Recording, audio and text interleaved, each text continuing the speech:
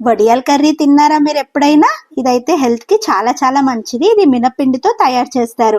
So, చిన్న పిల్లల నుంచి పెద్దవాళ్ళ వరకు ఎవరైనా తినొచ్చు.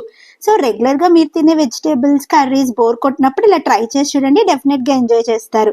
సో, కుకింగ్ ప్రాసెస్ వచ్చి దీన్ని ఆయిల్‌లో లో ఫ్లేమ్‌లో బ్రౌన్ అయ్యే వరకు రోస్ట్ చేసుకోవాలి. తర్వాత తీసి పక్కన పెట్టేసి అదే బాండీలో ఆయిల్ వేసుకొని ఆవాలు, జీలకర్ర, ఆనియన్స్, కరివేపాకు, గ్రీన్ చిల్లీ, రెడ్ చిల్లీ ఇవన్నీ మంచిగా సాటే చేసి ఆనియన్ ట్రాన్స్‌లూసెంట్ అయినప్పుడు టొమాటో వేసుకోవాలి.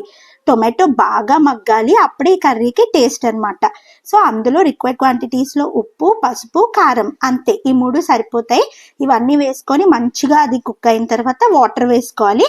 అప్పుడు ఈ వడియాలు ఏవైతే రోస్ట్ చేసి పక్కన పెట్టుకున్నామో అవి వేసుకొని ఓన్లీ 5 మినిట్స్ సరిపోతుంది. ఎక్కువసేపు ఉంచితే మెత్తగా అయిపోయి స్మాషీ అయిపోతుంది. అప్పుడు టేస్ట్ బావుండదు. ఇలా 5 మినిట్స్ అయ్యాక స్టవ్ ఆఫ్ చేసుకోవడమే. వేడి వేడి రోటీస్‌తో కూడా సర్వ్ చేసుకోవచ్చు. భలే ఉంటుంది. ట్రై చేస్తారు కదా!